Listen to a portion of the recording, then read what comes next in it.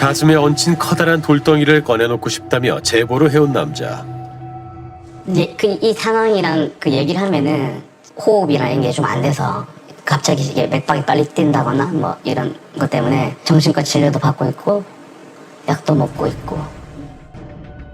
시작은 모르는 번호로 걸려온 전화 한 통이었습니다. 김일남 씨 핸드폰 맞나요?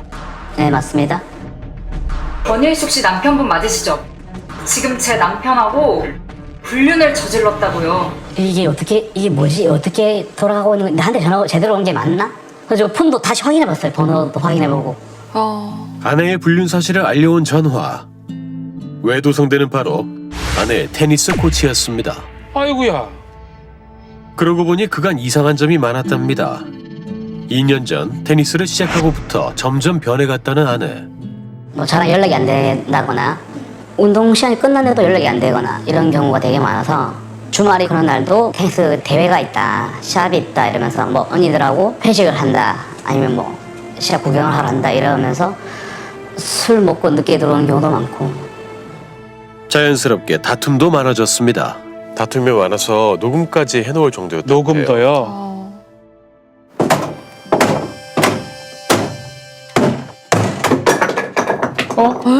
지금 문 부순 거 아니에요? 니는 왜 술만 먹으면 그러냐? 너가 문 닫아줄 때고 윗집까지 닫게 한다고. 네가 그렇게 많이 했어요. 가스라이팅이나 뭐 이런 거 이거.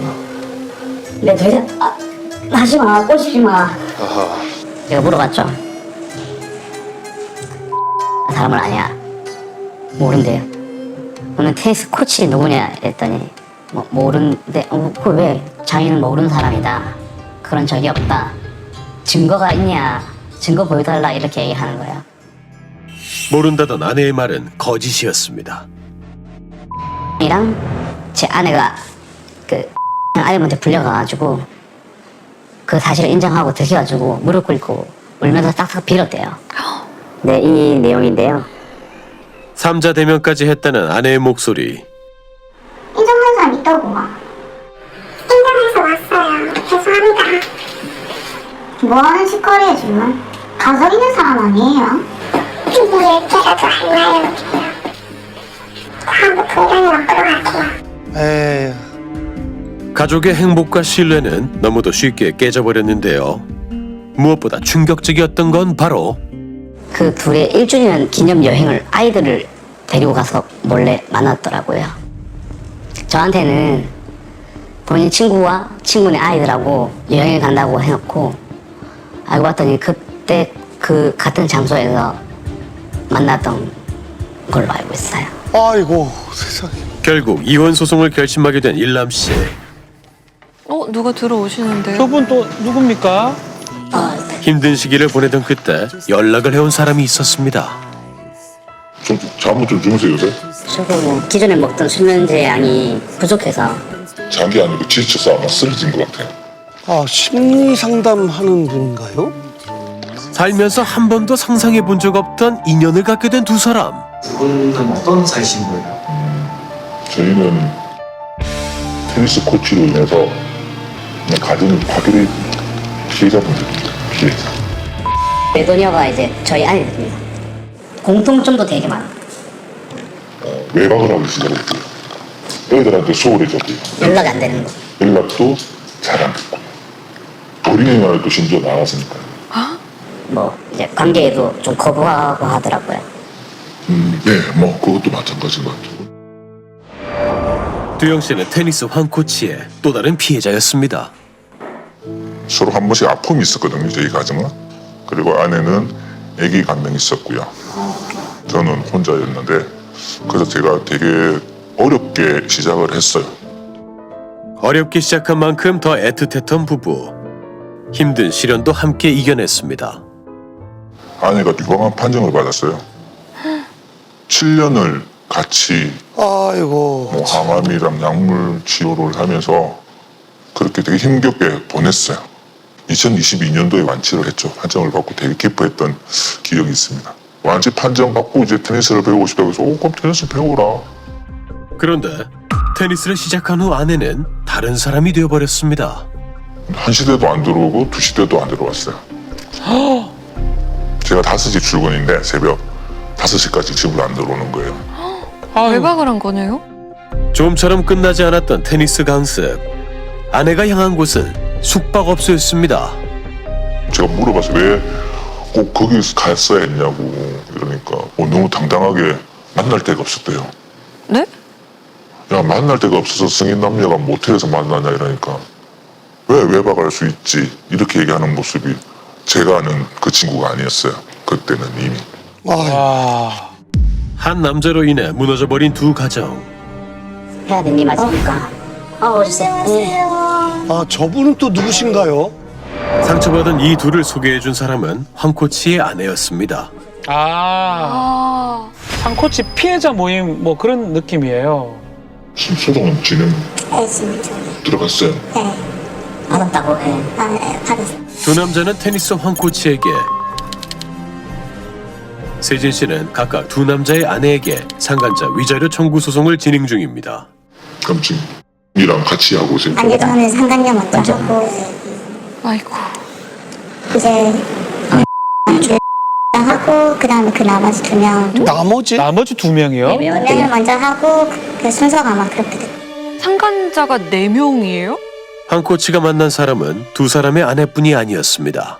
처음에는 이제 뭐 1명인 줄 알았더니 이제 2명이 되고 3명이 되고 이제는 4명이 되고 네? 자기 가정이 분명히 있음에도 불구하고 남의 가정이 박하는 게 나든 마든 상관이 없는 거죠 지금. 제 가정도 못 지키니까.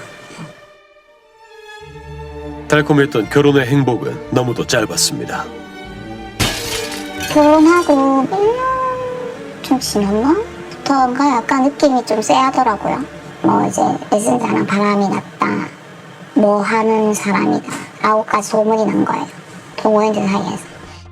그저 떠도는 소문인 줄 알았던 어느 날 그 워치를 이제 집에 놔둬놨었는데 워치에 모텔을 가서 뭘 시켜 먹어서 뭐 무슨 호텔 몇 호 이렇게 하면서 시킨 거라 오전에. 확인해보니 호텔에서의 흔적은 그날만이 아니었습니다. 메뉴가 다 2인분씩이네요. 아, 이부씨. 정말 열심히 이제 바람을 피고 있었던 거죠. 억장이 무너지고 막 떨리고 막 그랬죠. 네, 관계를 1년 6개월 정도 관계를 가졌다고 하더라고요. 네, 하지만 아이를 생각해서 헤어지겠다는 약속만 받기로 했답니다. 생생하게 담겨있는 그날의 약속. 엄마 아니에요, 애 엄마? 애한테 부끄럽지도 않나? 물을 받고 사과하면 그렇게 해주면 된다. 만날 일 없어요. 하고 그냥 모른 척하고. 알면은 진정성 있게 저한테 사과를 하세요. 정말 죄송합니다.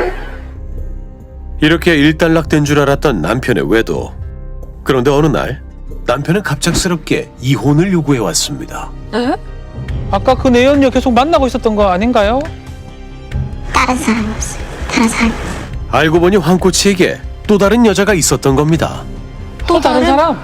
역시 테니스 수강생 중에 한 사람이었습니다. 아, 심장이 막 미친 듯이 뛰고 그 상상이라는 머릿속에 떠나지 않는 거. 이제 제가 너무 힘들고 잠도 못 자고 막 이러니까 약을 계속 먹기 시작해. 지금도 먹고 있어요. 아이고.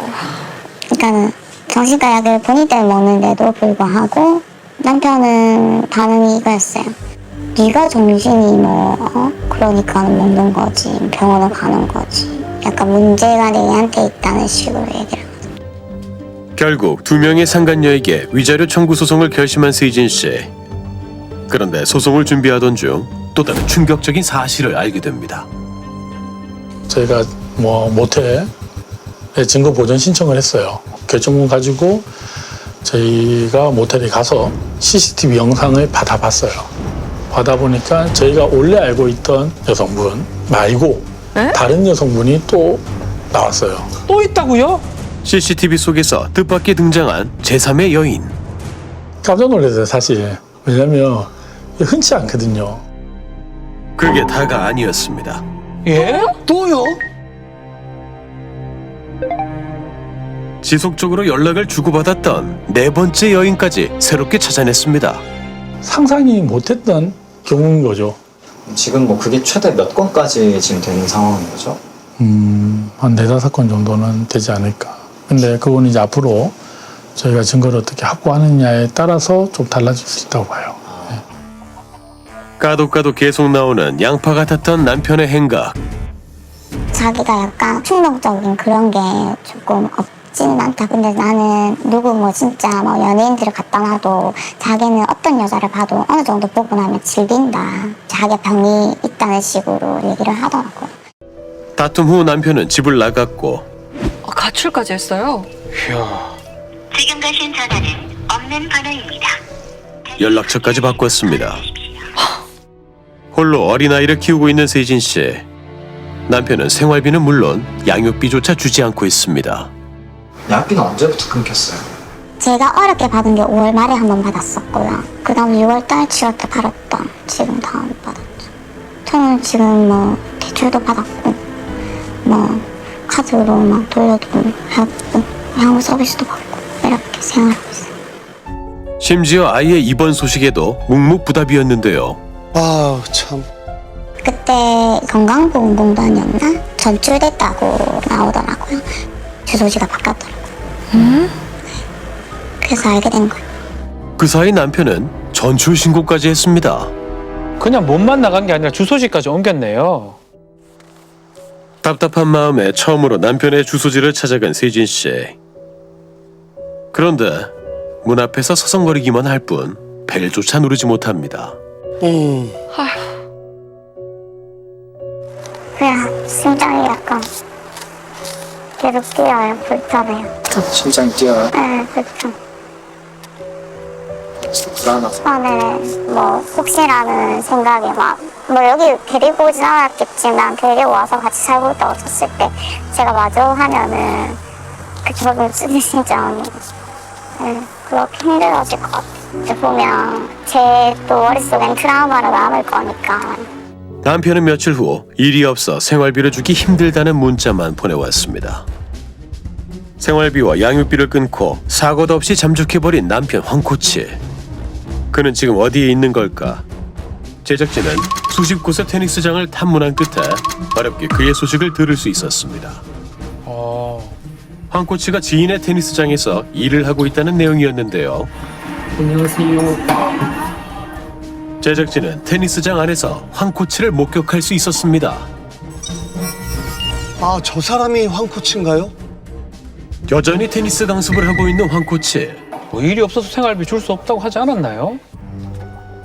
강습이 끝나기를 기다린 제작진은 드디어 황코치를 만날 수 있었습니다. 프로님 안녕하세요. 전화 드렸었던 저 MBC 강현우 PD인데 잠시 대화 가능하세요? 좀뭐 그런 것도 명할 이유도 있고 이렇게 4명 여성과 뭐 관계가 있었다. 상식도 이렇게 가정을 못하는 그 가정을 내가 가정 나빠왔거든. 내가 주의사도 아니고 부담도 아니고 그렇게 가정을 그렇게 깨는데 오히려 범죄자도 아닌 자신을 취재하는 것이 불쾌하다는데요. 사실 제가 범죄자도 아닌데 그런데 그때 또 있어요? 갑자기 나타난 의문의 여인. 뭐가 아니에요? 자신의 일인 양 황코치를 대변합니다. 아 근데 어떤 관계신 거예요 그럼 두 분? 저는 친구고 네. 제 전 남편이 그거를 제보한 것 같아요. 화가 나서요. 네? 네, 소송의 두 번째 여성분이었습니다. 지금도 만나고 있나 보네요. 오히려 제보자들의 폭로 때문에 황코치가 피해를 봤다며 불만을 토로했습니다.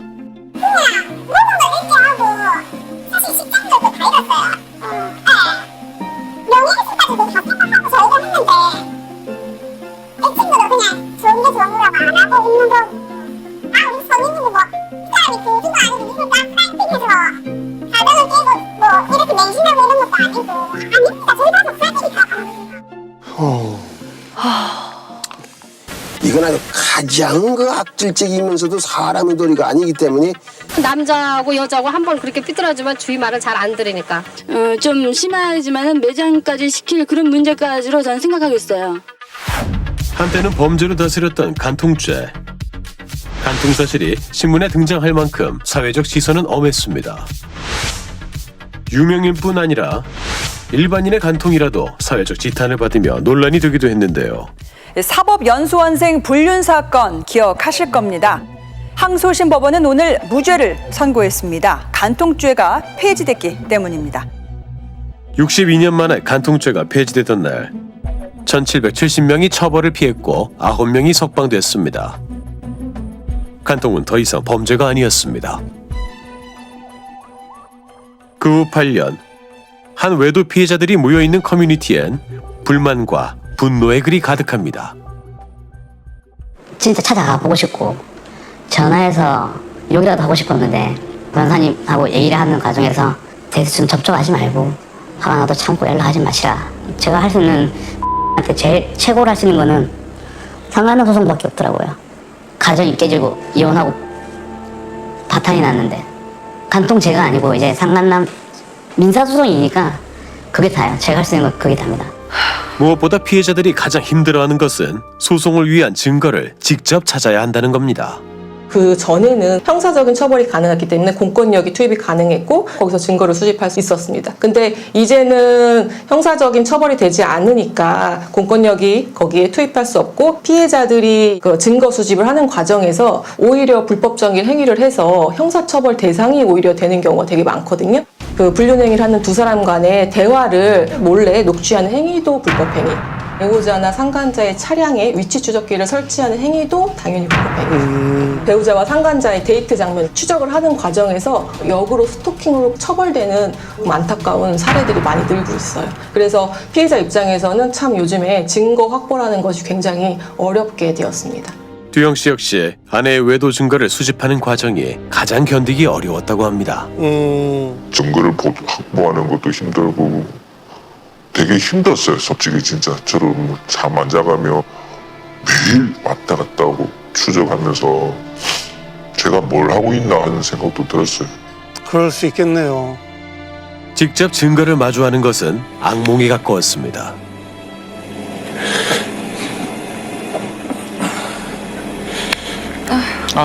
지금 참. 그 일주일 동안 밥을 못 먹었던 것 같아요.